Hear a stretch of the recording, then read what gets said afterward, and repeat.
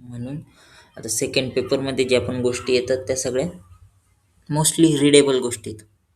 जेवढं म्हणजे पुस्तक घेऊन वाचणं हे त्याच्यामध्ये खूप जास्त इम्पॉर्टंट आहे.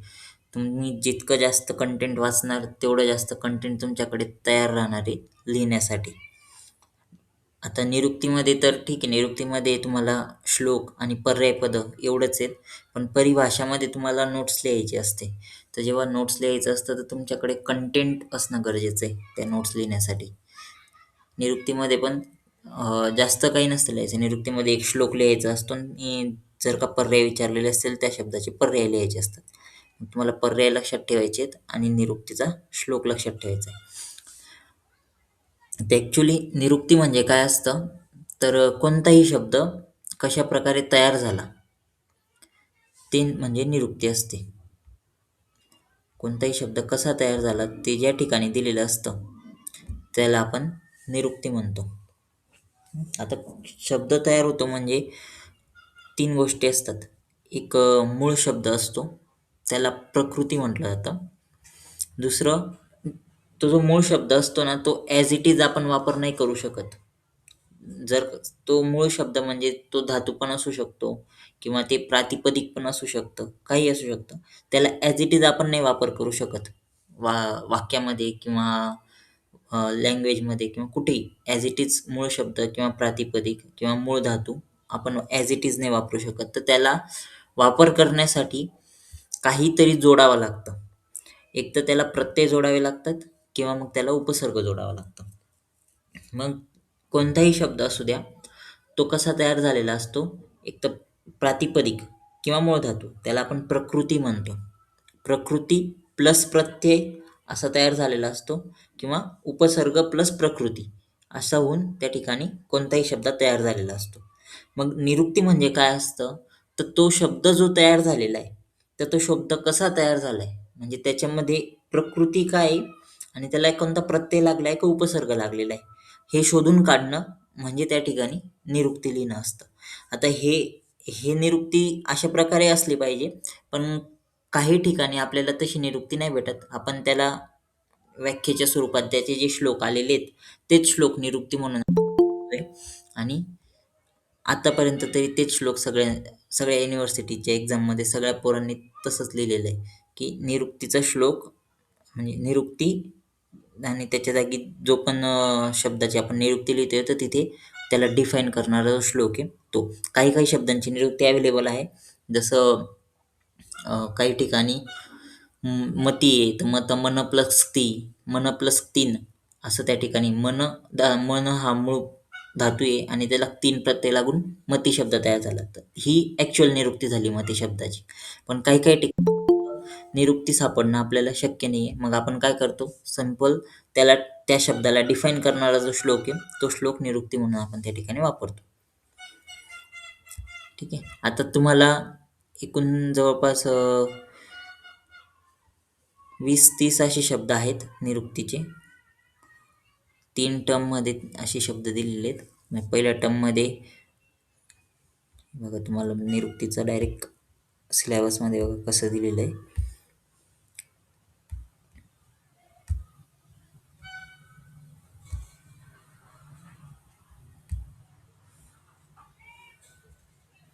हे बघा हा जो टॉपिक आहे तुमचा निरुक्तीचा, त्याच्यामध्ये पहिल्या याच्यात 1, 2, 3, 4, 5, 6, 7, 8 शब्द आहेत निरुक्तीसाठी फर्स्ट टर्मला.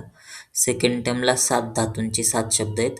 त्याच्यानंतर 4 हे आणि हे 12 शब्द आहेत आणि थर्ड टर्मला मग 1, 2, 3, 4, 5, 6, 7, 8, 9, 10, 11, 12 आणि खाली आणखीन काही आहे. 14 शब्द आहेत थर्ड टर्मला. म्हणजे 14, 12, 26 आणि वरचे काही जे 8 शब्द आहेत ते. म्हणजे एकूण जवळपास तुम्हाला 34 शब्द त्या ठिकाणी निरुक्ती आणि पर्यायपदांसाठी आहेत. आता इथे मार्क्स देताना त्यांनी ना 15 मार्क्स दिलेले आहेत. 15 मार्क्स म्हणजे कसं आहे, तर तुम्हाला एल-ए-क्यूमध्ये एक एल-ए-क्यू येतो 10 मार्काचा आणि एक येतो एस-ए-क्यू येतो 5 मार्काचा. असं तुम्हाला 15 मार्काची निरुक्ती आहे. निरुक्तीमध्ये तुम्हाला आता करायचं काय काय असतं, तर दोन गोष्टी निरुक्ती आणि पर्यायपद असं आहे. म्हणजे तो जो शब्द दिलेला आहे, जर समजा आयु शब्द दिलेला आहे, तर आयु शब्दाची निरुक्ती पाठ करायची. निरुक्ती म्हणजे त्या निरुक्तीचा श्लोक असेल तर तो श्लोक पाठ करायचा आहे. त्या निरुक्तीचं ते लाईन असेल एखादी लाईन संस्कृतमधली ती पाठ करायची किंवा मग ती निरुक्ती कशी तयार झाली त्याचं जर काही सूत्र दिलेलं असेल, प्रत्यय प्लस प्रकृती प्लस प्रत्यय असं काही दिलेलं असेल तर ते तेवढं पाठ करायचं आहे आणि त्याचे पर्याय पाठ करायचे. तर आता आपण प्रत्येक निरुक्तीचं अ, त्याची प्रत्येक शब्दाची निरुक्ती काय आहे आणि त्याचे पर्याय काय काय आहेत ते आपण आता याच्यामध्ये बघणार आहेत.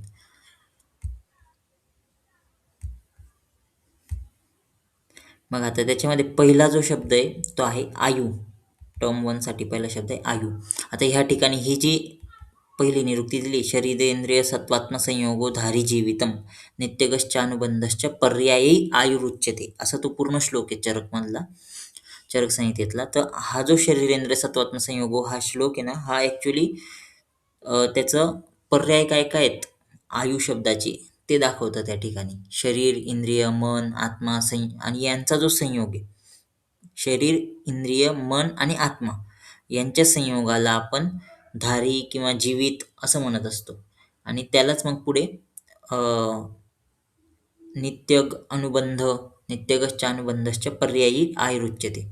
म्हणजे तो त्यालाच मग पुढे नित्यग अनुबंध हे त्याचे पर्यायी नाव आहेत आयुचे. तर मग तुम्ही शरीरेंद्रिय सत्वात्म संयोग एवढं जरी लिहिलं तर याला शरीरेंद्रिय सत्वात्म संयोग म्हणजे आयु आणि पुढे धारी आणि जीवित हे त्याचं पर्याय नाव आहेत आयुचे. शरीरेंद्रिय सत्वात्म संयोगाला काय म्हटलं जातं तर धारी म्हटलं जातं किंवा जीवित म्हटलं जातं आणि धारी किंवा जीवित म्हणजेच काय तर आयु. ते त्याचे पर्यायमध्ये पण तुम्ही डायरेक्ट घेऊ शकता धारी, नित्यक, जीवित, अनुबंध, जीवन. दुसरी त्या ठिकाणी निरुक्ती तत्र आयु चेतनानुवृत्ती म्हणजे काय तर जन्मापासून मृत्यूपर्यंतच्या काळात चेतनेचं जे अस्तित्व असतं ते म्हणजे आयु. चेतना अनुवृत्ती, चेतना चेतना असणे म्हणजे आयु.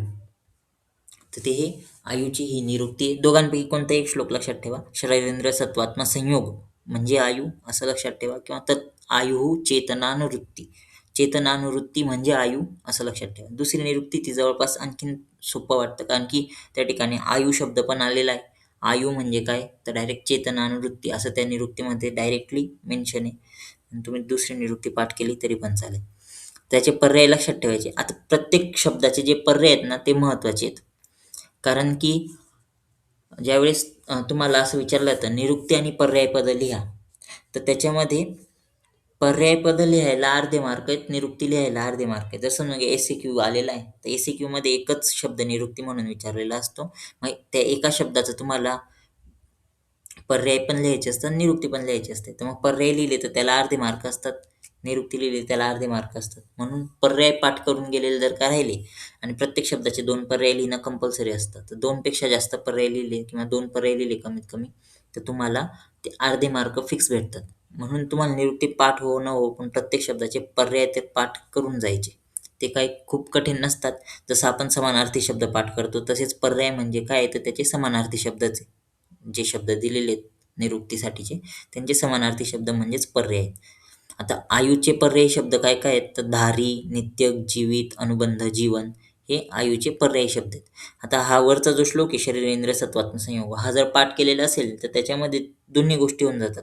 आयु म्हणजे काय ते पण होऊन जातं आणि त्याचे पर्यायी नावं पण होऊन जातात. धारी, जीवितम, नित्य, अनुबंध हे सगळे आयुचे पर्यायी नाव आहेत. तर हे पहिला जो शब्द होता तो होता आयु. आता दुसरा शब्द जो येतो त्याच्यामध्ये तो येतो शरीर. आता शरीरची ही ॲक्च्युअल निरुक्ती आहे. श्रू प्लस इरन. श्रू धातू आहे आणि त्याला इरन प्रत्यय लागलेला आहे. श्रू धातू त्याला इरन प्रत्यय लागला आहे. श्रू म्हणजे झिजणे. श्रू प्लस इरन तिथून शरीर शब्द तयार होतो. शिर्यते इति शरीरम. शिर्यते म्हणजे ज्याची झीज होते ते शरीर, जे झिजते ते शरीर. तर हे लक्षात ठेवायचं. निरुक्ती त्याची श्रू प्लस इरन शिर्यते इति शरीरम. जे सतत झिजतं ते शरीर. आता शरीराचे इथे पर्याय दिलेले आहेत. काय, देह, क्षेत्र, वपू, गात्रम, तनू, संवहन हे सगळे शरीराचे पर्याय आहेत. काय, देह हे 2 कॉमन पर्याय आहेत, जे जास्तीत जास्त आपल्याला लक्षात राहतात. बाकी क्षेत्र, वपू, गात्रम हे लक्षात ठेवता आले तर लक्षात ठेवायचे. हे 2 पर्याय काय, देह हे सगळ्यात जास्त लक्षात राहणार आहेत. मग शरीरची ही निरुक्ती लक्षात ठेवायची. श्रू प्लस इरण, श्रू धातू आहे त्याला इरण प्रत्यय लागून शरीर शब्द तयार झाला. शरीर म्हणजे काय तर शरीर्यते म्हणजे झिजतं, शरीर्यते म्हणजे झिजणं, तर शरीर्यते इति शरीरम, जे झिजतं ते शरीर. नंतर इथे पुढे मग शरीरची व्याख्या ही तत्र शरीरम नाम चेतनाधिष्ठानभूतम चेतनाधिष्ठानभूतम पंचमहाभूत विकारम समुदायात्मकम समयोगवाही. आता याला निरुक्ती नाही म्हणता येणार, कारण की आपण निरुक्ती म्हणून बघितलं प्रकृती प्लस प्रत्यय किंवा उपसर्ग प्लस प्रकृती असा जो शब्द तयार झालेला आहे त्या शब्दाची पूर्ण फोड करणं म्हणजे निरुक्ती. तर मग त्या ठिकाणी जर तत्र शरीरम नाम चेतनाधिष्ठान भूतम हे जर बघितलं तर हे निरुक्ती म्हणता नाही येणार, त्याला आपण व्याख्या म्हणू शकतो. तर ही व्याख्या आहे शरीराची, निरुक्ती नाही. निरुक्ती ही वरची श्रू प्लस इरण. आता इथे अर्थ दिलेला आहे बघा. शरीर म्हणजे काय तर पंचमहाभूतापासून बनलेले आणि चेतनेचे अधिष्ठान असलेले सर्वांचा समुदाय झालेले आणि संयोगाचे चलन करणारे ते म्हणजे शरीर. ही त्याची व्याख्या म्हणू शकतो आपण. शरीराची ही व्याख्या आहे. निरुक्ती श्रू प्लस इरण शिर्यते इथे शरीरम ही त्याची निरुक्ती. ठीक आहे. पर्याय लक्षात ठेवायचे. काय, देह, क्षेत्र, वपू, गात्रम, तनू आणि संमन. पुढे मन, मन शब्दाची निरुक्ती विचारलेली आहे. मन धातू आहे, मन धातू त्याला असून प्रत्यय लागून मन शब्द तयार होतो. मन्यते, ज्ञायते, बुध्यते अनेन इति मनः. मन धातूला असून प्रत्यय लागल्यावर मन शब्द तयार होतो. मन प्लस असून ज्याच्याद्वारे बोध होतो ते मनन, ते मन. मन्यते, मन्यते म्हणजे माहिती होणे. ज्ञायते म्हणजे मन्यते म्हणजे ज्याच्याद्वारे मनन केलं जातं. ज्ञायते म्हणजे ज्याच्याद्वारे ज्ञान होत असतं. आणि बुध्यते म्हणजे ज्याच्याद्वारे बोध होतो. तर ह्या सगळ्यांना मन म्हटलं जातं. तर मन शब्दाची ते पर्याय दिलेले आहेत. चित्त, चेतना, चेतना किंवा चेतस, हृदय, स्वांत, शुंत, मांत हे सगळे मनचे पर्याय आहेत. चित्त आणि चेतस हे सगळ्यात कॉमन पर्याय आहेत मन शब्दाचे. तर हे पर्याय आणि निरुक्ती या दोन गोष्टी इथे लक्षात ठेवायच्या.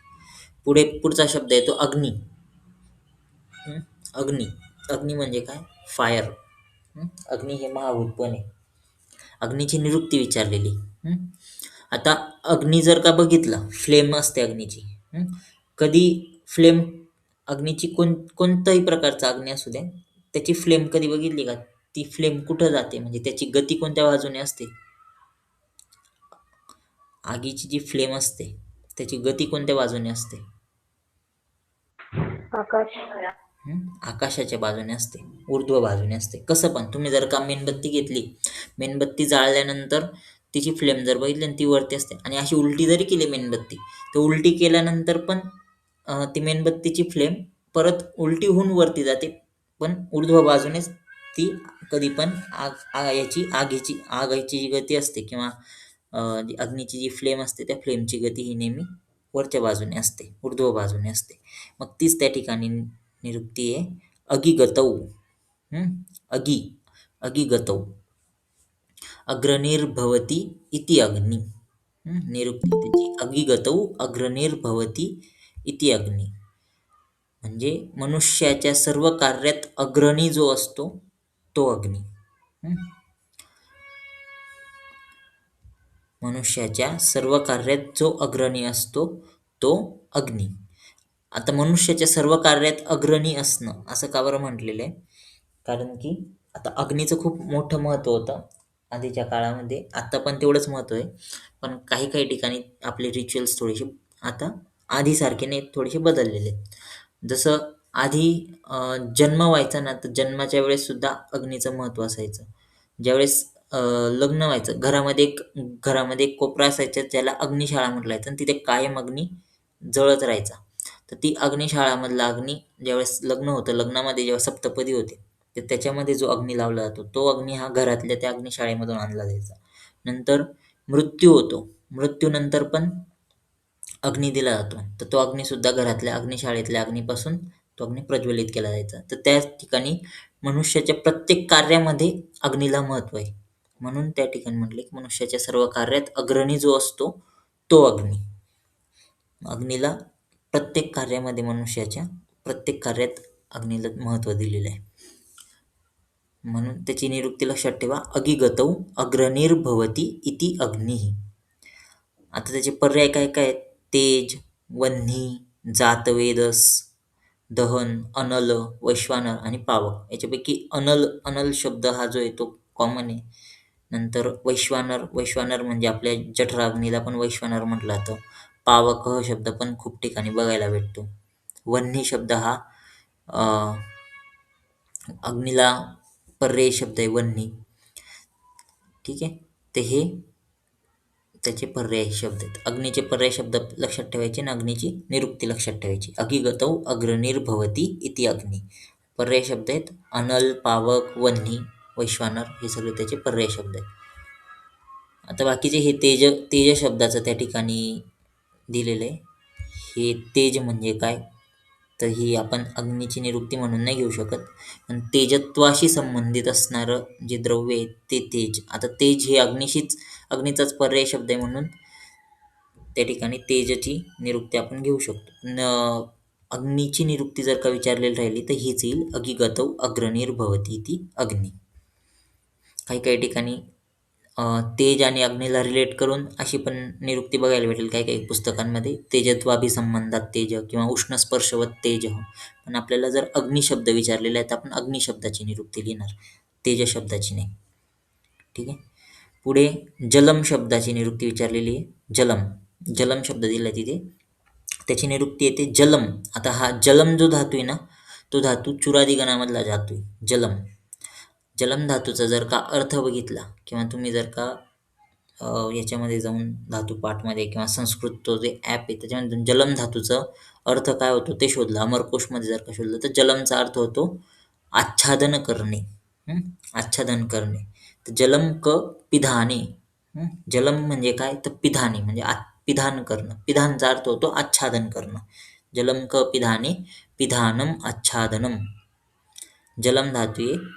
जलम म्हणजे काय? तर पिधाने. पिधानम आच्छादनम ही त्याची निरुक्ती. जलती जीवयति लोकात इति जलम.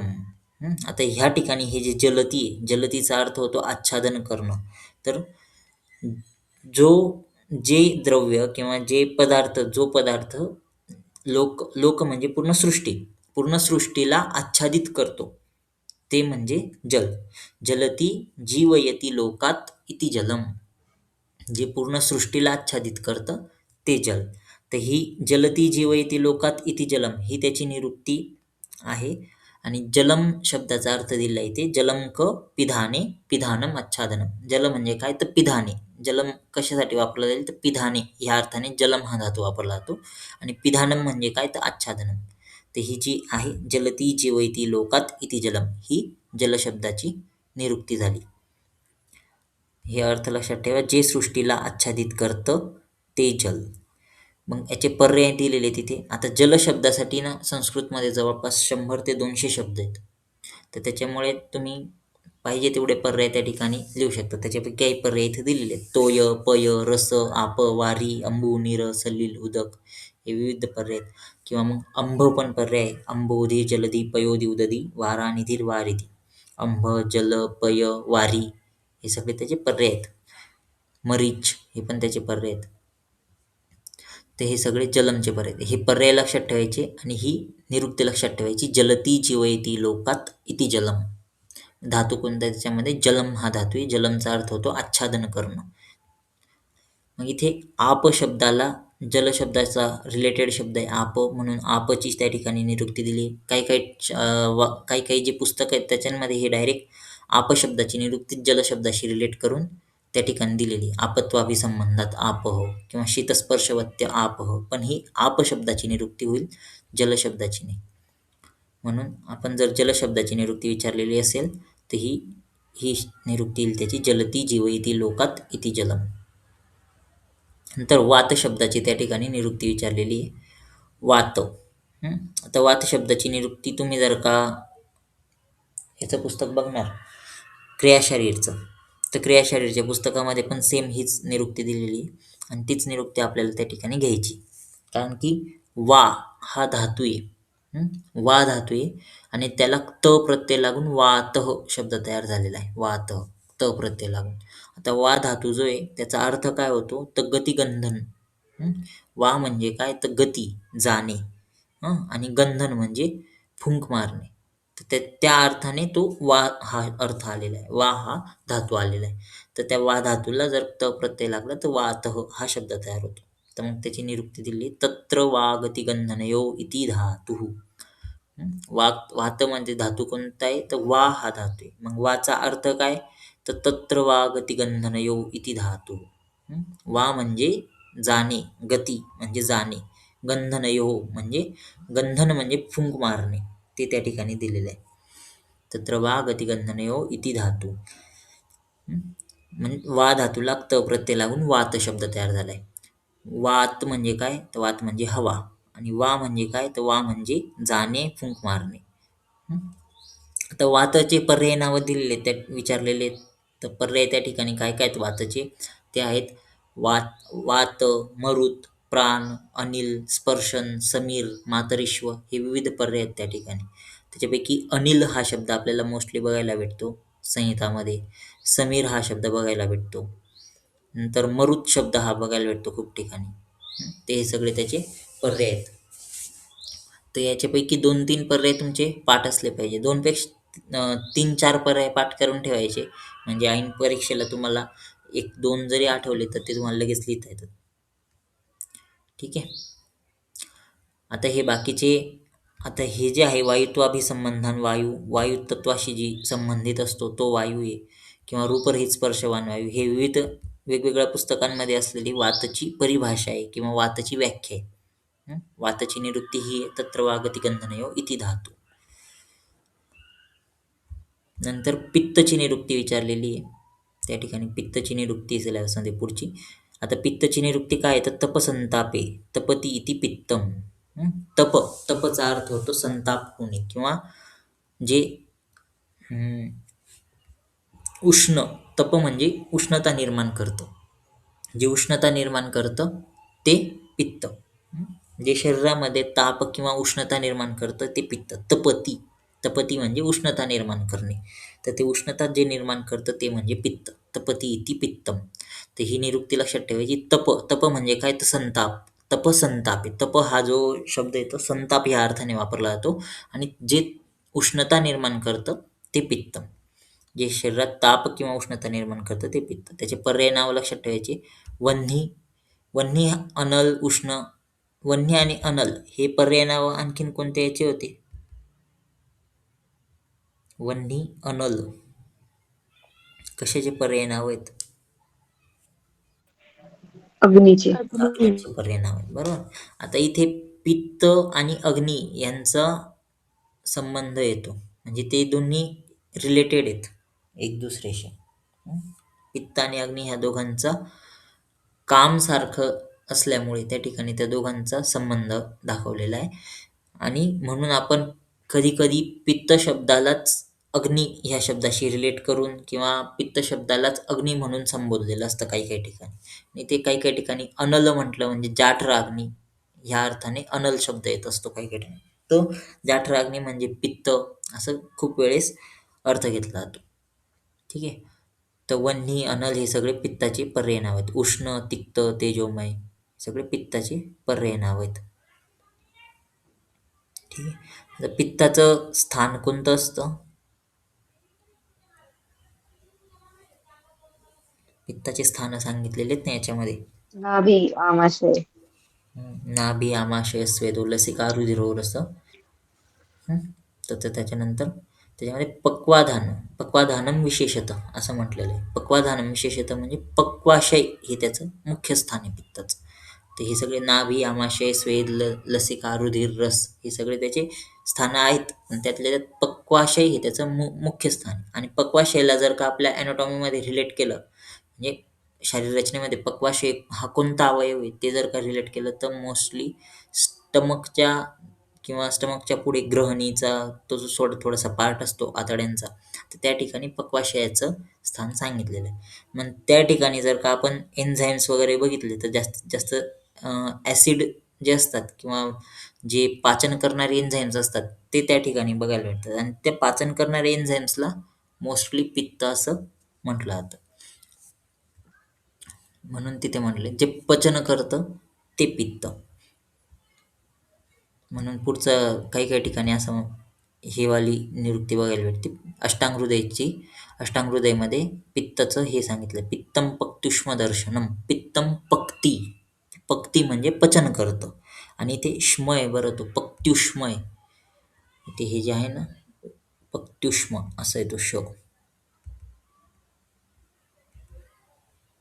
असं येते, पित्तम पक्त्युष्म दर्शनम. त्याचे डबल प झाले, डबल प नाही येतो, श्मय, पित्तम पक्त्युष्म दर्शनम म्हणजेच जे पचन करणारं असतं ते पित्त. आता त्याचे पर्याय आहेत तिथे, वन्ही, उष्ण, तिक्त, तेजोमय, हे सगळे पित्ताचे पर्याय आहेत. मोस्टली ही निरुक्ती लक्षात ठेवायची, तपसंतापे तपती इति पित्तम. ही कॉमन निरुक्ती सगळ्या ठिकाणी वापरली जाणारी. काही काही ठिकाणी आता अष्टांगहृदयमध्ये ही पित्ताचं कार्य किंवा पित्ताची ही व्याख्या बघायला भेटते, पित्तम पक्त्युष्म दर्शन.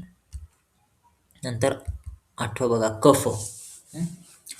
आता क्रियाशारीरच्या पुस्तकामध्ये पण हीच निरुक्ती दिलेली कफची, केन जलेन फलती इति कफः. आता केन फलती असा तो प्रश्न आहे, केन फलती म्हणजे कशाने फलीभूत होतो, तर मग त्याचं उत्तर आहे जलेन. केन फलती, तर जलेन फलती ती कफः, म्हणजे जो जलाने फलीभूत होतो, म्हणजे जलामुळे जो वाढतो किंवा जलामुळे ज्याला असं प्रोडक्टिव्ह कफ जर का म्हणू आपण त्याला, प्रोडक्टिव्ह कफ हा जलाने वाढतो, तर त्याच्यामध्ये जलाने जो फलीभूत होतो त्याला कफ असं म्हटलं जातं, किंवा ज्याच्यामध्ये जल प्रधान असतं त्याला कफ म्हटलं जातं. आता कफ आणि जल ह्या दोघांमध्ये कोणत्या महाभूताची समानता आहे? जल हे स्वतःच महाभूत आहे, पण गुणाची समानता, महाभूत नाही म्हणणार, गुणाची समानता जर गुरु. गुरुगुणाची समानता आहे, बरोबर. तर कफामध्ये पण गुरुगुण असतो आणि जलामध्ये पण गुरुगुण असतो, म्हणून तिथे जलाने जो फलीभूत होतो तो कफ. त्याचे पर्याय दिलेले आहेत कफाचे, श्लेष्मा, शीत, बलास, सौम्य. आता शीत हा त्याचा पर्याय म्हणण्यापेक्षा ना, शीत हे काय त्याचा गुण आहे, कफाचा गुण आहे. कफाचा गुण आहे शीत. पण शीत ह्या गुणालाच त्याला पर्याय म्हणून पण काही काही वेळेस वापरलं जातं. श्लेष्मा, बलास हे मुख्य पर्याय आहेत त्याचे, श्लेष्मा आणि बलास, कारण की हे आपल्याला खूप ठिकाणी संहितांमध्ये हे शब्द बघायला भेटतात, श्लेष्मा, बलास कफासाठी. तर हे इथे ह्या ज्या 8 निरुक्ती ह्या फर्स्ट टर्मच्या निरुक्तीत तुमच्या. द सेकंड टर्ममध्ये तुम्हाला पूर्ण 7 धातूंच्या 7 निरुक्ती आहेत दिलेल्या, आणि बाकीच्या काही इंद्रिय आणि जे पण कर्मेंद्रिय आहे, ज्ञानेंद्रिय आहेत, त्यांचे निरुक्ती विचारलेले आहेत. बघा आता त्याच्यामध्ये पहिला जो धातू आहे तो आहे रस. रसची निरुक्ती विचारलेली, तत्र रसगतो धातू अहरह गच्छति इति अतो रसः. आता रसगतो धातू, रसचा अर्थ होतो, रस हा धातू गत्यर्थक आहे. जर तुम्ही अमरकोश किंवा त्याच्यामध्ये जे पण आपले याचे संस्कृतचे ग्रंथ आहेत ज्याच्यामध्ये सगळ्यांचे पर्याय नावं धातू वगैरे दिलेत, अमरकोश असेल किंवा मग अष्टाध्यायी असेल, ते त्यांच्यामध्ये जर का बघितलं ना, तर रस धातूचा अर्थ बघायला भेटतो, रस हा गत्यर्थक धातू म्हणून बघायला भेटतो. रस हा गत्यर्थक धातू आहे. मग त्याचा अर्थ काय होतो, म्हणजे रस म्हणजे जाणे, एक गतिशील असणे. तर आता इथे आपलं रस हा आहे, रस धातू आपल्या याच्यातला, कशातला, आपल्या आयुर्वेदामधला किंवा क्रियाशारीरमधला जो रस धातू आहे तो वेगळा, आणि जो व्याकरणाचा रस धातू आहे तो वेगळा. व्याकरणामध्ये रस धातूचा अर्थ होतो सतत गतिशील राहणे, आणि त्या अर्थाने इकडच्या रस धातूला कोरिलेट केलेलं आहे. म्हणजे इथे क्रियाशारीरमध्ये रस धातू जो आहे त्याचं जर का काम बघितलं तर ते काम काय असतं, पूर्ण शरीरामध्ये तो गतिशील राहतो. आपल्या क्रियाशारीरमध्ये जो पहिला जो धातू आहे तो रस धातू हा पूर्ण शरीरामध्ये गतिशील राहतो, पूर्ण शरीरामध्ये फिरत राहतो, तर्पण कार्य करत राहतो. तर ह्या अर्थाने तिथे व्याकरणाचा रस धातू आणि क्रियाशरीरचा रस धातू दोघांना कोरिलेट करून तिथे निरुक्ती आलेली आहे. तत्र रसगतो धातू अहर अह गच्छति इति रसो अतो रसः. म्हणजे जो रस धातू आहे, जो रात्रंदिवस गतिशील असतो त्याला रस म्हणतात. अह गच्छती, जो रात्रंदिवस नुसता चालतच राहतो, जातच राहतो. गच्छती म्हणजे गतिशील राहतो, तो रस. त्याचे पर्याय नावं दिलेले आहेत पुढे. प्राणप्रद, पथ्य, रक्तधातूकर्ता. आता रक्तधातूकर्ता हे डिराईव्ड नेम आहे. रक्तधातूकर्ता हे तयार केलेलं नाव आहे. का बरं रक्तधातूकर्ता? कारण रसापासून रक्तदाबाची निर्मिती होते. रसापासून रक्तधातूची निर्मिती होते, म्हणून रक्तधातूकर्ता. आता हे तुम्हाला जर का तो सिक्वेन्स माहिती असेल, कोणत्या न्यायानुसार असतो तो?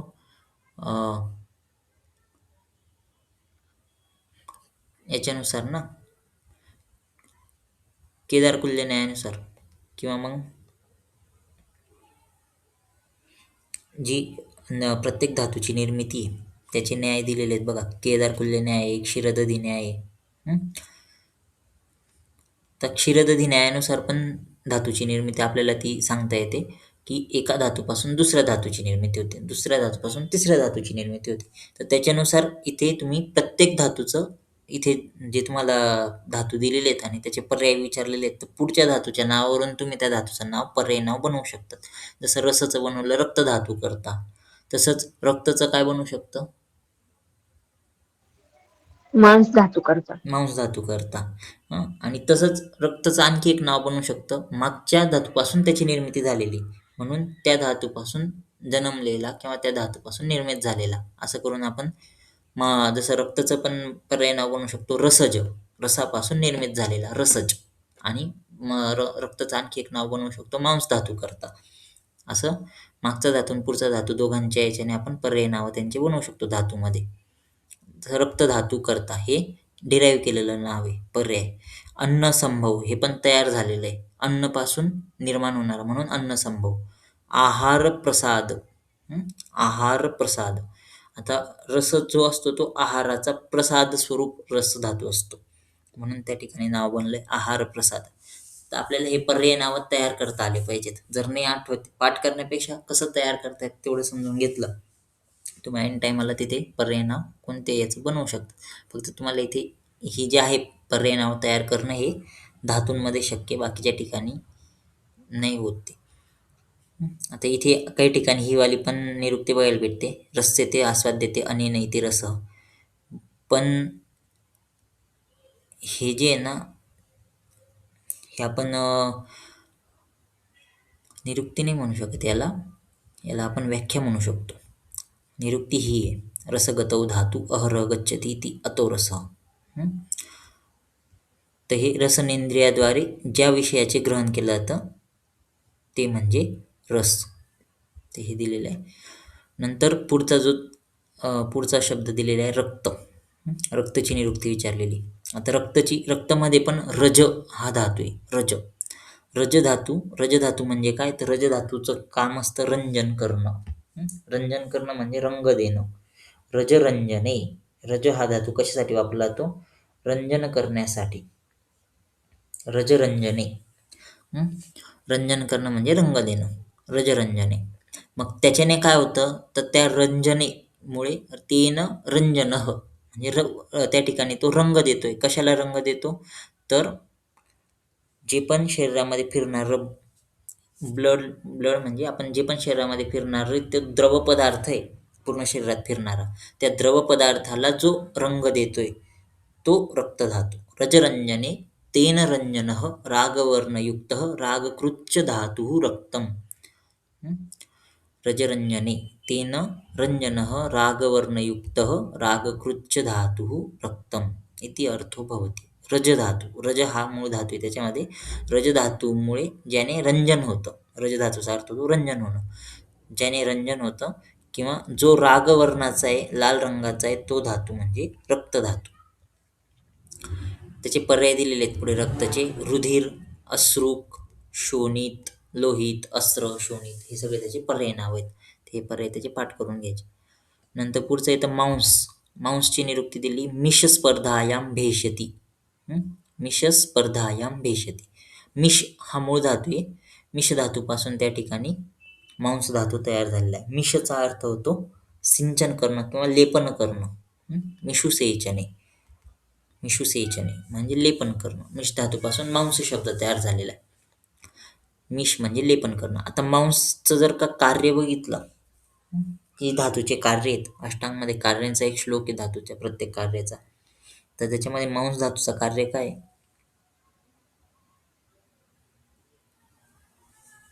मांस धातूचं कार्य लेपन करणे. लेपन कार्य, लेपन करणे हे कार्य आहे. त्याच्यावरून त्या ठिकाणी मिश याचा अर्थ होतो लेपन करणे आणि म्हणून मिश ह्या धातूपासून मांस हा शब्द तयार झालेला आहे. मिश हा संस्कृतमधला धातू आहे व्याकरणाचा. त्याच्यापासून मांस शब्द तयार झाले. मांसचा पर्याय नाव दिलेले आहेत पिशित, तरस, क्रव्य, पलल, आमिष, स्थिर हे सगळे मांसचे पर्याय नाव आहेत. ही बाकीच्या ठिकाणी काही काही पुस्तकांमध्ये बाकीचे ह्या निरुक्ती पण बघायला भेटतात. शरीरस्य पुष्टिकर, अवयवाच्छादक, आकुंचन प्रसरण आदी कर धातू नाम मांसः, ही त्याची परिभाषा म्हणू शकतो आपण. ही निरुक्ती नाही राहणार. ही त्याची निरुक्ती मिशस्पर्धायां भेषती मिशुसेचने. जो घटक शरीराची पुष्टी करतो तो म्हणजे मांस. आता हे तुम्ही जर का समजून घ्या, कधी एखाद्या वेळेस काय होऊन जातं माहिती आहे का, युनिव्हर्सिटीमध्ये हे निरुक्तीच तुम्हाला परिभाषेच्या जागी विचारली जाते आणि परिभाषा तुम्हाला निरुक्तीच्या जागी विचारून टाकतात. एकाच युनिव्हर्सिटीमध्ये झालंय तसं 2023च्या, पण झालंय. निरुक्तीसाठी जो शब्द होता तो परिभाषामध्ये विचारला होता, परिभाषाचा जो शब्द होता तो निरुक्तीसाठी विचारला होता. तर मग असं जर का झालं तर तुम्हाला त्याच्याबद्दल थोडीशी माहिती असली पाहिजे नोट्स लिहिण्यासाठी. ठीक आहे. हे पर्याय नाव त्या ठिकाणी लक्षात ठेवा मांसचे. पिशित, तरस, क्रव्य, पलल, आमिष हे सगळे त्याचे पर्याय नाव आहेत. नंतर मेद धातूची निरुक्ती. मेदची निरुक्ती मिद प्लस असून. मिद हा धातू आहे व्याकरणाचा, मिद धातू आहे. मिद धातूला असून हा प्रत्यय लागून मेद हा शब्द तयार झाला. मिदचा अर्थ काय होतो? मिद स्नेहने. मिद म्हणजे स्नेहन करणे. मग त्याच्यावरून मेध हा शब्द तयार झालाय. मेध म्हणजे काय तर मेद्यती स्निह्यती अनेन इति मेदः, ज्याच्याद्वारे शरीराचं स्नेहन होतं तो मेद धातू. मिद्यती स्नेहती अनेन इति मेदः. आता त्याचे पर्याय दिलेत मांसज, मांसतेज, वपा, वसा. आता मांसज आणि मांसतेज हे का बरं म्हटलेलं आहे? मांसज आणि मांसतेज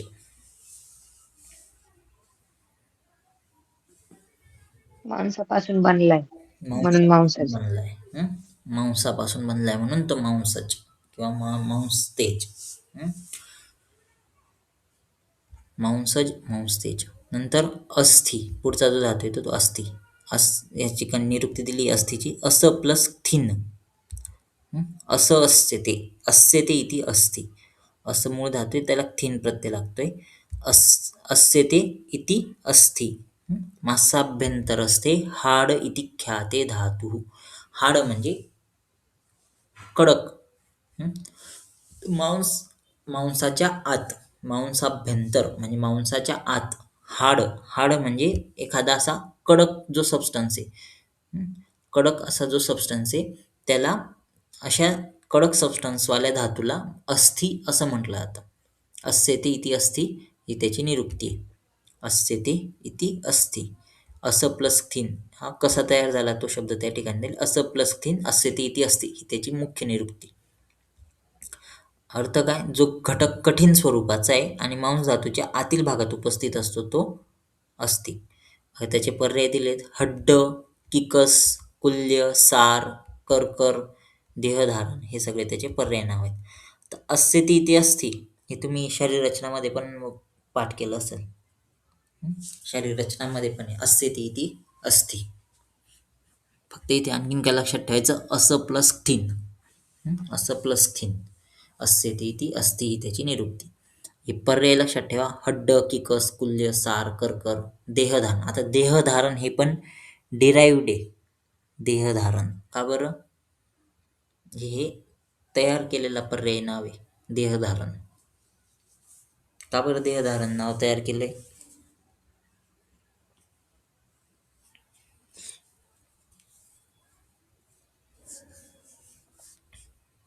अस्थिचा पर्याय का बरं, देहधारण हा पर्याय का बरं बनवला असेल?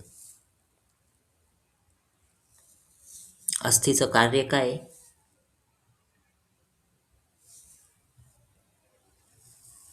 अस्थि धातूचं कार्य काय? देहाचे धारण करणे. देहाचं धारण करणं, शरीराचं धारण करणे ही कार्य आहे. तर मग त्याच्यामुळे त्याला देहधारण हा पर्याय शब्द दिलेला आहे. हड्ड, किकस, कुल्य, कर्कर, देहधारण हे सगळे अस्थिचे पर्याय आहेत. पुढे बघा मज्जा. मज्जा धातू, सेकंड लास्ट धातू मज्जा.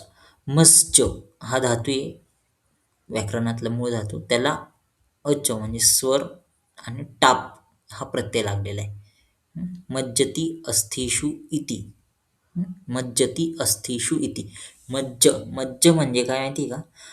मज्ज म्हणजे असं बुडलेला असणे. किंवा मग मज्ज म्हणजे एखादं पाणी समजून घ्या. पाण्यामध्ये एखादी गोष्ट बुडलेली जर का असेल तर त्याला आपण म्हणतो ती पाण्यामध्ये निमज्जन झालेलं आहे त्या वस्तूचं. तसं हा जो मज्जा धातू आहे ना, तो अस्थिच्या आत बुडलेला असतो. अस्थिच्या अंतर्भागात असतो, पोकळीमध्ये असतो. तर मग अस्थिच्या आतमध्ये जो आहे तो मज्जा धातू. मग त्याच्यावरून मज्ज अच टाप मज्जती अस्थिषु इति. जो अस्थिमध्ये बुडलेला आहे किंवा अस्थिच्या अंतर्भागात पोकळीमध्ये येतो मज्जा. अस्थिच्या पोकळीमध्ये असणारा जो स्निग्ध धातू आहे तो मज्जा. आता त्याचे पर्याय आहेत अस्थिस्नेह, सार, विमज्जन, शुक्रकर. आता शुक्रकर आणि अस्थिस्नेह हे दोन्ही डिराइव्हड आहेत, तयार केलेले आहेत अस्थिस्नेह आणि शुक्रकर. अस्थिस्नेह का बरं आहे मज्जाचं नाव? अस्थिपासून तयार. अस्थिपासून तयार झालेलं. आणि शुक्रकर का बरं नाव आहे? त्यापासून शुक्र तयार होणार. शुक्र धातू शुक्र धातू. निर्मिती करतो, शुक्र धातू निर्माण होतो मज्जा धातूच्या स्नेहांशापासून, म्हणून शुक्रकर. ठीक आहे. नंतर शेवटचा जो त्या ठिकाणी धातूंमध्ये शेवटचं दिलेलं आहे शुक्र धातूची निरुक्ती शोचती अनेन शोधयती वा शुक्रम. शोचती अनेन शोधयती वा शुक्रम. किंवा सप्तधातूनां चरमो धातू. 7ही धातूंमधला सगळ्यात उत्तम जो धातू आहे तो शुक्र. आता त्याचे पर्याय दिलेले आहेत वीर्य, शुक्ल, अक्षय, रेतस हे सगळे शुक्र धातूचे पर्याय नाव आहेत. पुढे इंद्रिय शब्द येतो. इंद्रिय शब्दाची निरुक्ती विचारलेली आहे. इंद्रस्य आत्मनो लिंगम. म्हणजे इंद्र म्हणजे काय, तर त्या ठिकाणी इंद्र म्हणजे आत्मा म्हटलेलं आहे. आत्माला त्या ठिकाणी इंद्र म्हटले. तर आत्म्याचं जे चिन्ह आहे ते म्हणजे इंद्रिय. इंद्रस्य आत्मनः लिंगम. आत्म्याचं किंवा इंद्राचं चिन्ह ते इंद्रिय. इंद्र म्हणजे आत्मा आणि आत्म्याचं जे श्वासादी लक्षण आहे त्याला इंद्रिय असं म्हटलं जातं. त्याचे पर्याय नावं दिलेले आहेत हृषिक, विषयी, इंद्रिय, ख हे सगळे त्याचे पर्याय नाव आहेत. काही ठिकाणी इंद्रची एक वेगळी निरुक्ती बघायला भेटते, इन इति विषयानाम असं त्या ठिकाणी बघायला भेटतं काही ठिकाणी. पण ही निरुक्ती सोपी आहे, इंद्रस्य आत्मनो लिंगम. तर ही निरुक्ती लक्षात ठेवायची. नंतर श्रोत्र. आता श्रोत्र म्हणजे काय?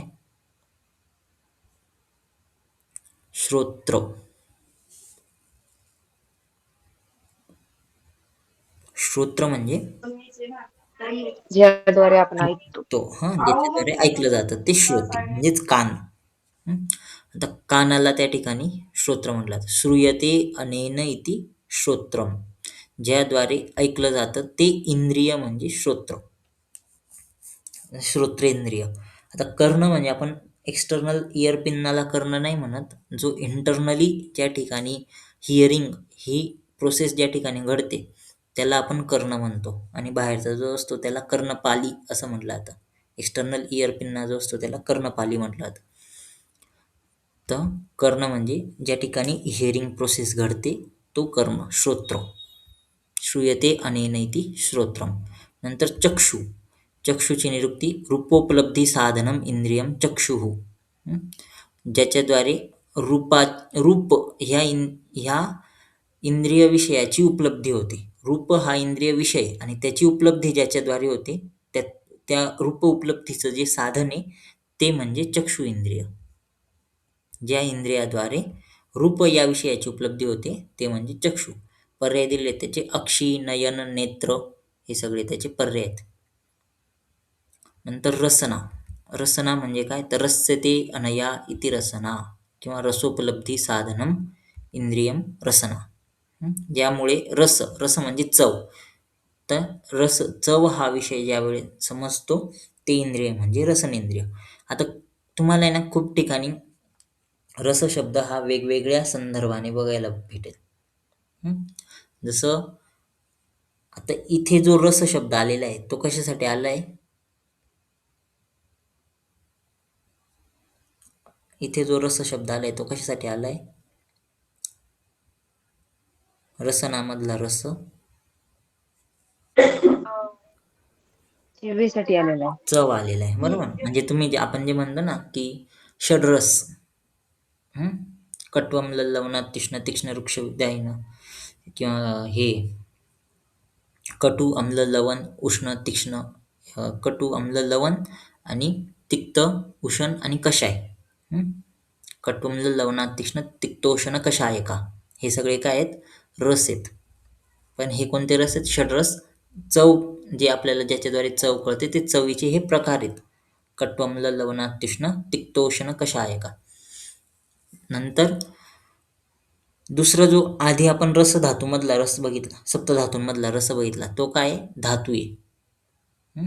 तो धातू आहे, सगळ्यात पहिला निर्माण होणारा धातू, आहारापासून निर्माण होणारा धातू, तो पण रस. दुसरा आणखीन रस येतं रसशास्त्राच्या याच्यामध्ये, तो रस म्हणजे पारद, पारा, मर्क्युरी. तर कोणत्या ठिकाणी तो शब्द वापरलेला आहे त्याच्या संदर्भावरून त्याचा अर्थ आपल्याला लावायचा असतो. आता जर रसनाच्या संबंधित रस विचारलेला असेल तर त्याचा अर्थ काय होईल? चव. चव. जर शरीरातील धातू निर्मितीच्या संबंधित रस विचारलेला असेल तर त्याचा अर्थ काय होईल? रसधातू. रसधातू. तर हे संदर्भानुसार अर्थ वेगवेगळे असतात, तेवढं लक्षात घ्यायचं. नंतर बघा त्याचे पर्याय दिलेले आहेत. जिव्हा आणि रसना हे त्याचे पर्याय आहेत. रसना म्हणजे आपली जीभ जी असते त्याला रसना म्हणतात. तर घ्राण. घ्राण म्हणजे काय? घ्राण म्हणजे घ्रायते अनेन इति घ्राणम, ज्याच्याद्वारे वास घेतला जातो ते इंद्रिय म्हणजे घ्राण इंद्रिय, घ्राणेंद्रिय, किंवा ज्याच्याद्वारे आपण वास घेतो ते इंद्रिय म्हणजे घ्राणेंद्रिय. त्यालाच आपण नासिका म्हणतो किंवा नासा म्हणतो. तर ही त्याची निरुक्ती लक्षात ठेवा. घ्रायते अनेन इति घ्राणम. तर ह्या एवढ्या 12 निरुक्ती तुम्हाला सेकंड टर्ममध्ये. आता थर्ड टर्ममध्ये काही तुम्हाला 11-12 शब्दांची निरुक्ती आहेत. धी, धृती, ते आपण आता किती आहेत? जवळपास 14 निरुक्ती आहेत. ते आता आपण उद्या बघू. ठीक आहे. निरुक्तीमध्ये करायचं काय असतं ते कळालं? निरुक्तीमध्ये तुम्हाला तो श्लोक पाठ करायचा आणि त्याचे पर्याय नावं पाठ करायचे, तेवढं पाठ करायचंय. ठीक आहे.